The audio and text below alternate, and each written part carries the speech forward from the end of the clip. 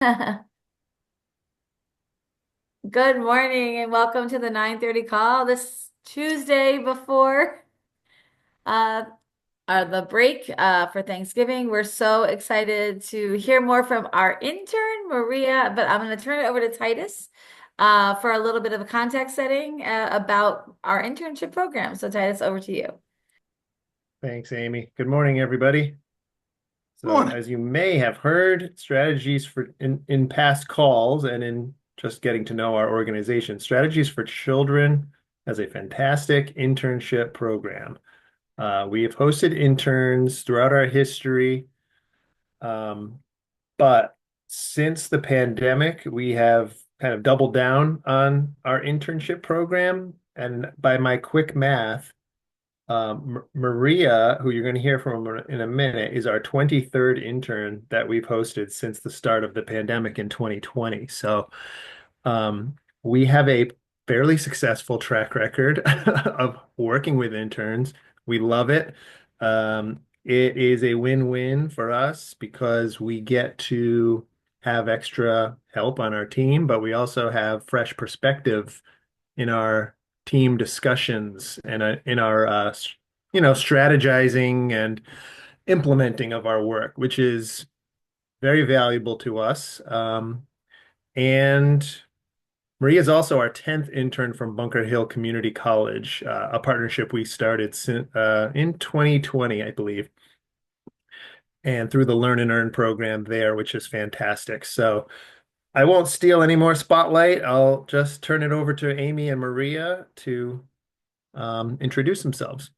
Thanks. Thanks so much, Titus. And so I'll put in the chat while we're hearing from Maria the slides from our July presentation on interns so you can see kind of who we've had, but we so appreciate our partnership with higher ed institutions and especially Bunker Hill Community College. So Maria, as you know, the first question on the 9:30 call is for you to tell us a little bit about you and how you came to be in the current role. Hi, everybody. My name is Maria, as you've heard. I'm currently intern at Strategies for Children, and I got here because I'm from Colombia. I graduated from law school in September 2020, and I decided to come here to the US in September 2022 and started my paralegal studies major at Bunker Hill. I finished on December. This is my last semester. And after applying throughout the summer, I finally got the interview with SFC and I landed the internship. And then tell us a little bit more about kind of what you're working on for the internship and what has been most helpful. Okay, currently I'm working on a how-to flyer, which will be in English and Spanish for the Spanish-speaking community. It'll be on how to reach out to your representative or your senator, like the people in the government that are there for you. We're also doing a flyer on English and Spanish about how to navigate the EEC website and the resources that they have available for everyone there. And we thought that doing it in Spanish will be a great opportunity to expand the information to the Spanish speaking community. I've also been able to, since this has been a remote job, I've been able to go to a couple of conferences. For example, I went to Harvard conference of Professor Liebman's research, which was amazing, and a couple of EEC board meetings as well. And it's been very helpful to learn throughout the internship about my critical thinking skills because being present in all these meetings and all these conferences, you really need to learn how to use them to discern all the information you're getting. So that's been amazing. And I've also learned a lot about both communications and legislation and policy making, because the good thing about interning in a company like SFC is that since it's a small company, you get to be in every area and talk to a lot of different people of different backgrounds. You are not just focused on just one area like in big companies. So that's also been very helpful and an amazing learning experience for me. And the other thing you're doing is helping us compile the winners of all the state elections. And we often say to interns that this may seem like a kind of a boring job just to collect, to create a spreadsheet of all the winners of the elections. And so we often are trying to also translate like what this list will mean to us. And I know we have former Representative Paul Broder, former mayor of Melrose, and now Strategies for Children board member on the call this morning. And Paul, you can imagine how important your list is of all of the current legislators so that we are ready to go in January. So any thoughts from Maria about why that's so important? I tell you, so it's funny to me. First of all, congratulations and thank you for everything that you're doing, and looking forward to much success in the future. I mean, a lot of folks, so having spent a lot of time listening to advocates, it's always fascinating to me when people would come to the state house, not so much at the city level, and you would say, first question, who is your rep and who is your senator? And they don't know. And that's natural, and I suppose, but those are the people you're going to talk to. Those are the people you're going to make connections with, and it's so important to have, know the players and build those relationships. So it may seem a little bit boring. I mean, I find it fascinating, but I have a problem, right? But it's super important, and Right. grateful for the work that you've been doing. Thanks so much, Paul. Maria, can you tell us about a time that you kind of had this aha moment, kind of like as we were just talking about, like that you saw something happen and it connected it to a policy? Because we often celebrate those moments here at Strategies for Children. Well, it was not just like a moment or a situation that happened, but like something I saw throughout the 3 months and hearing different people speaking, how most of them, like you can tell they're very, like the empathy they have with everyone.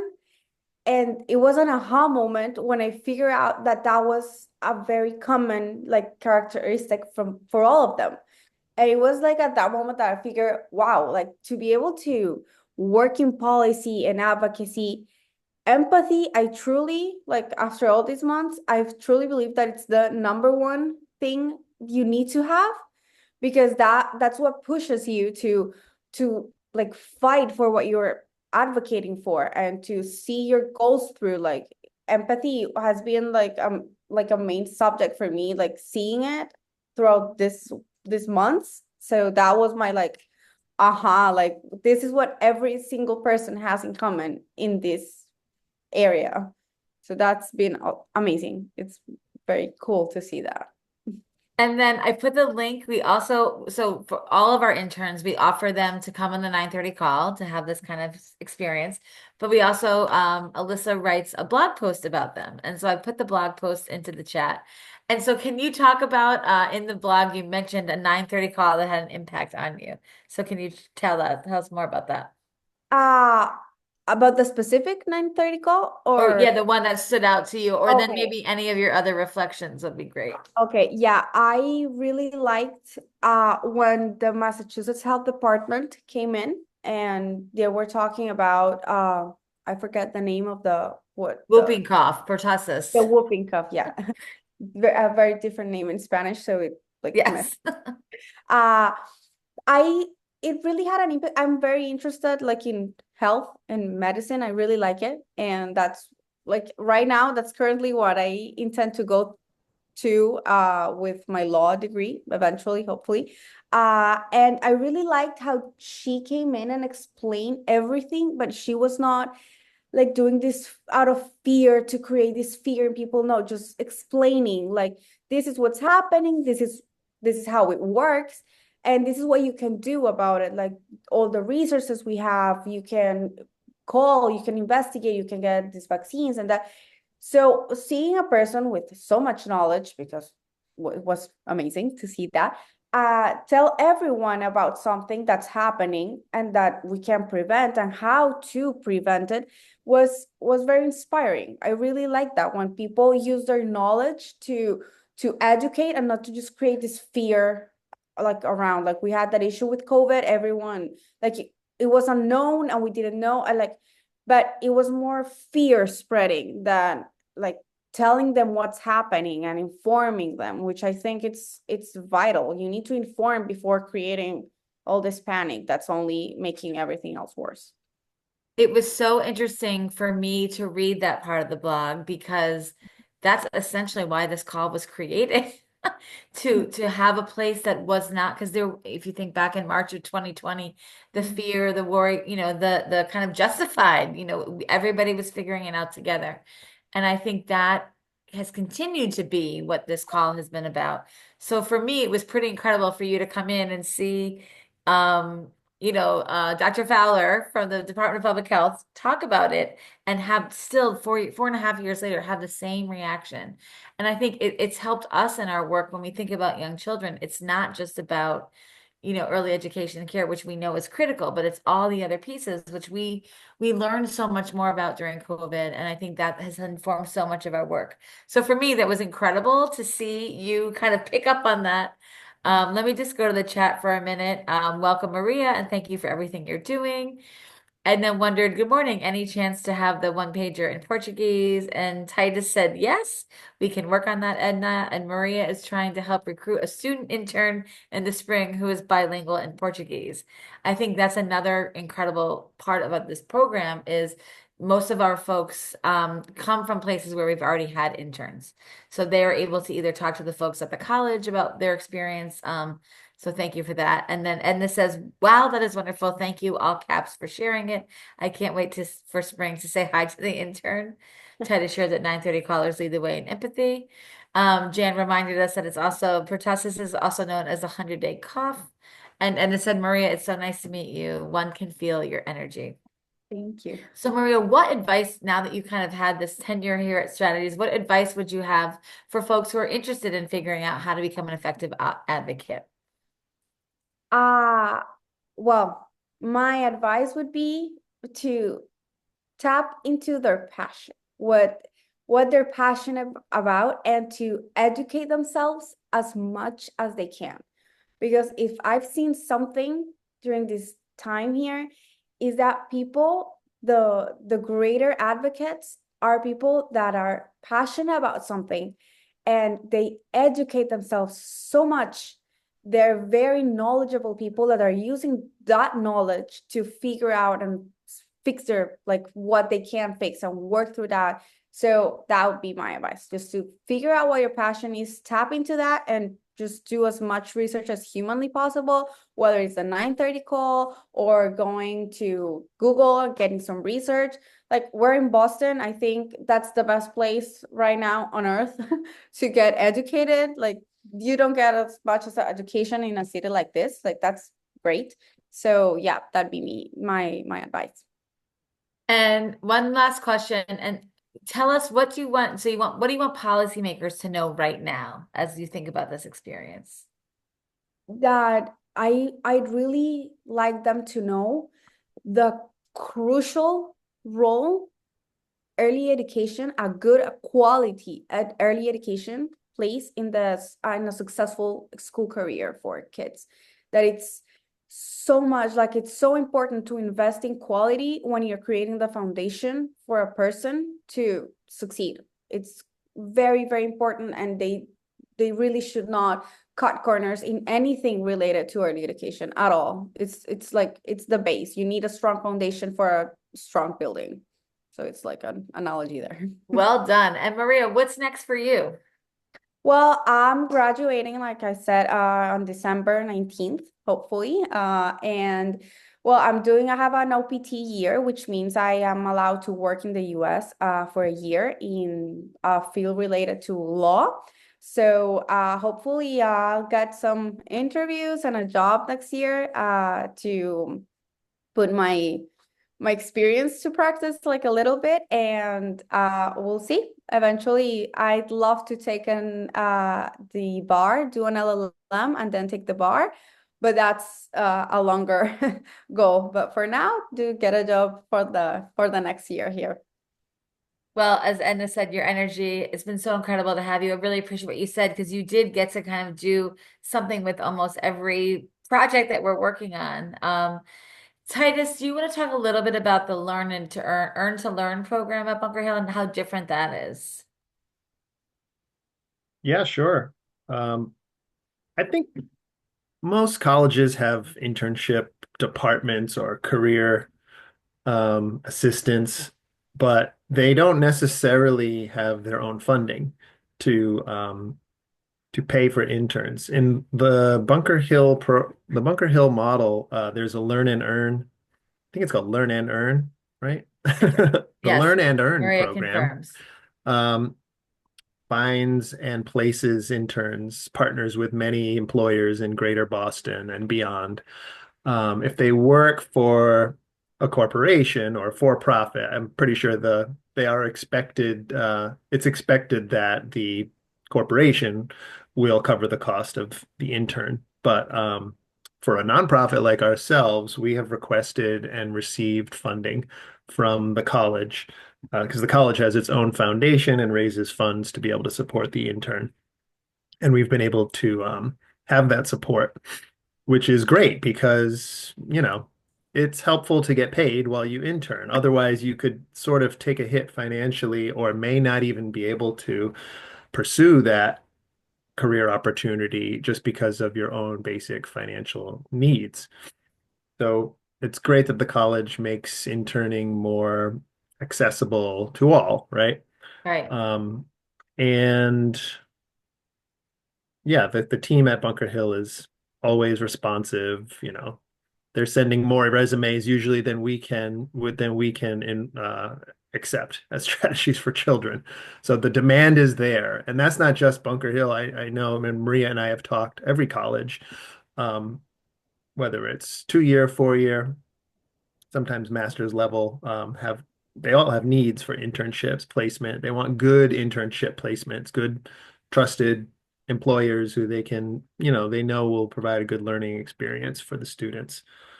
So, We also, because I know the president of Bunker Hill Community College, so I sent her the blog yeah. post about Maria, and she said that it had made her day. So I think it's really important to just keep that, reflect back what students are doing in the community and how much they're helping. So please continue to share appreciation and well wishes from Maria in the chat. And we are going to do a little on the 9:30 call during this week. We have typically talked about gratitude. And so I'm going to invite you. We have a Mentimeter. And so I'm going to invite you to first share your gratitude about the 9:30 call community. This is going to go into a word cloud. So as you think about, I mean, this week people are still jumping on 45 people. The Tuesday before Thanksgiving is pretty incredible.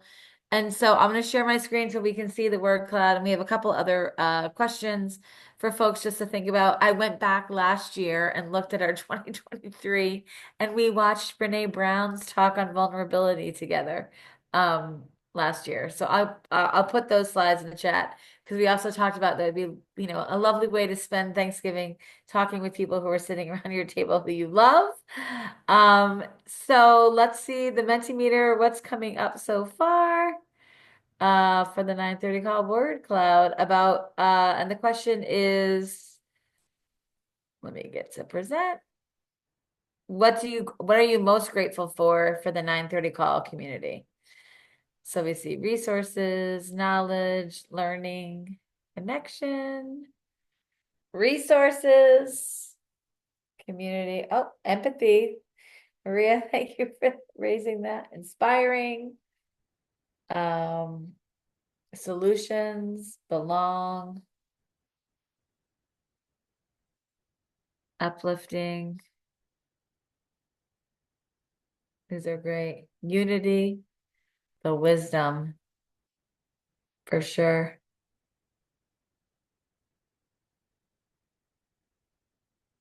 Hope. Team SFC, I'm not crying yet. This is the I didn't put this, but I could have also put critical thinking because that's like been one of the themes of Maria's internship with strategies for children. I just noticed she has very strong critical thinking skills. So anytime we would assign her, read this article or watch this board meeting, summarize the highlights, she excels at those types of assignments. But I was thinking that, the 9:30 call is also that place where a presenter could be speaking and the questions come in the chat and we probe and grapple with topics, and explore and get to the heart of the matter. So that's a valuable thing. Hopefully you all agree. I think that's right. I think that's been it's the connection, but then it's like connection, like the presentation yesterday about gentrification. I think the learning just popped up. So I do think like I learn on most days in the 9:30 call, whether it's about someone's story, about where they came from, or their path along the way, and or just the information about the gentrification. I think the way Dahi explained it yesterday, and really to look at Austin, Texas, and all the pieces that, that again, like it's not just about early education care, but that really impact children and families. That was pretty incredible. All right, so we'll keep this open. And then I think this will be my Mentimeter capacity building. If you go to, there should be the next slide. And this is okay, great. We're there already. Some people are there already. So the question is, what have others done in your life that you are grateful for? So I'll share that because we see that that is popping up as well. 9:30 call, a chance just to take a deep breath here together. Supported my career transition. Those who have given me time to explain their passion and expertise, help inspire me not to give up and to always try and give my best. Empowerment, always being a listening ear, support me, teaching me, supporting me, celebrating me, encourage me, mentorship, their encouragement and support, believe that I could accomplish my dreams.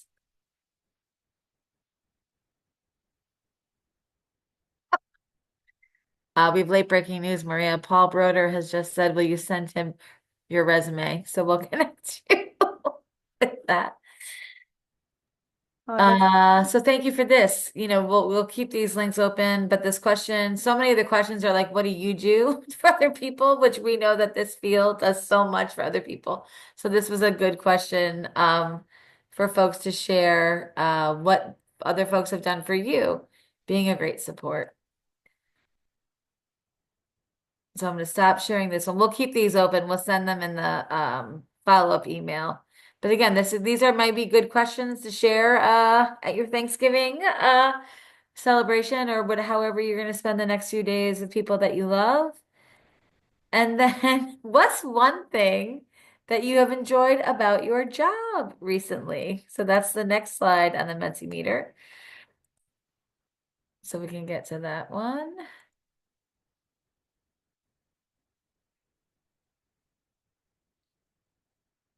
Learning from others, helping others, and seeing everyone succeed, enhancing our outdoor classroom. I love it. Folks can come off mute too.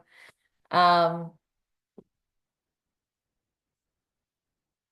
so since it's 9:58, I'm going to go to the last question on our Mentimeter too. Oh, somebody just said they hired new educators. That's very exciting. And the last question I'd love for folks to spend the next 2 minutes thinking about is what has been something that you're grateful for, that what has been a challenge that you're grateful that you had to figure out? So what has been a challenge that you're grateful that you had to figure out? And that should be on the Mentimeter.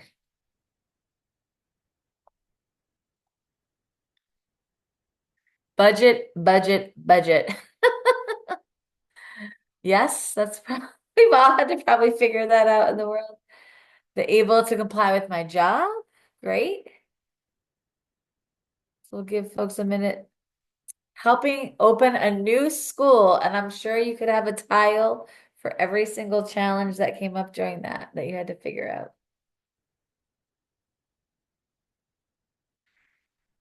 Maria, since it's your reflection day, has there been a challenge that you're grateful for that you had to figure out? Yes, that one just popped in. I'm grateful that I had to figure out how to finish my last paper of college. It was hard, but I'm It- grateful that it was the last that I got here. So I'm grateful for that challenge. That's great. Sometimes it can be counterintuitive to be grateful for a challenge.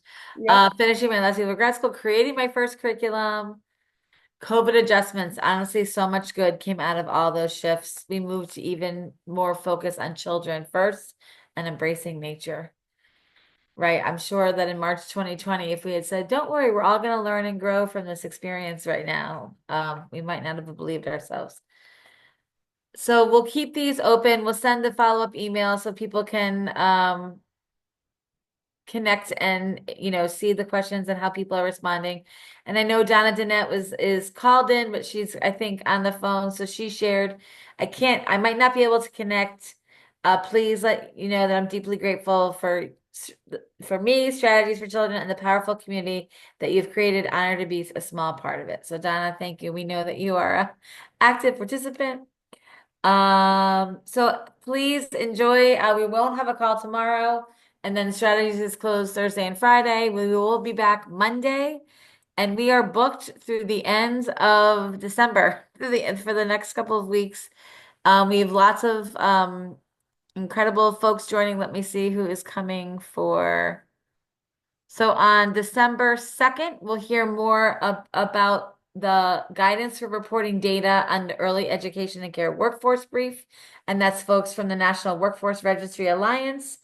The Elizabeth will be back from the Center for the Study of Child Care Employment and Carlise King from Child Trends. And then on Tuesday, we'll hear from Charlie Rosemond from the Data Quality Campaign. On Wednesday, we'll hear from the Rennie Center, who will share their report that they had the event at the Boston Foundation for. And then on Thursday of next week, we'll hear from the folks at Holyoke Community College.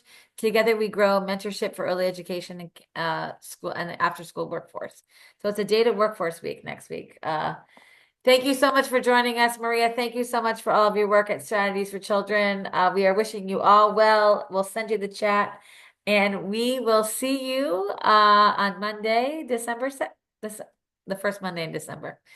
Have a great day and rest of the week, and we are grateful for you for sure. Take care.